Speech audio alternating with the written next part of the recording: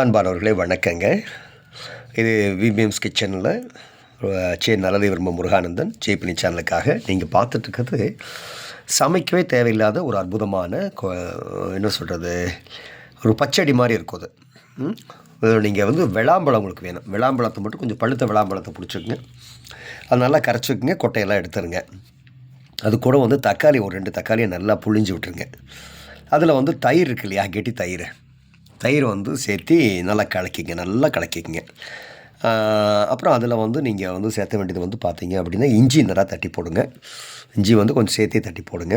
லவங்கப்பட்டையும் கிராம்பையும் நல்லா இடித்து போடுங்க. அப்புறம் கருவேப்பிலை தலையும் கொத்தமல்லி தலையும் நல்லா பொடியாக நறுக்கி போடுங்க. பச்சை மிளகா தான் வேணும், இது வரமிளகா வேண்டாம். பச்சை மிளகா நல்லா ஒரு 5-6, ஏன்னா கொஞ்சம் காரத்துக்கு தூக்கலாக இருக்கட்டும், போடுங்க. உப்பு சேர்த்திக்கிங்க. நெய் சேர்த்துறவங்க சேர்த்திங்க கொஞ்சோண்டு. செஞ்சு பாருங்கள். இது ஒரு வித்தியாசமான ஒரு விளாம்பழம்.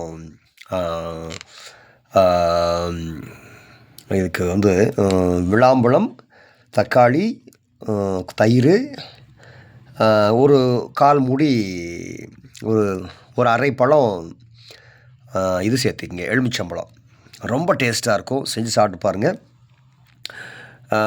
இது விளாம்பழம் ஸ்வஸ்தா, இதுக்கு பேர் விளாம்பழ ஸ்வஸ்தா. அது ரொம்ப சூப்பராக இருக்கும், ஜம்முன்னு இருக்கும். ஒன்றும் சமைக்கவே வேண்டியதில்லை. அப்படியே நீங்கள் சாப்பாட்டில் போட்டு பிசைஞ்சு சாப்பிட்டீங்கன்னா டா அது வேறு லெவலுங்க.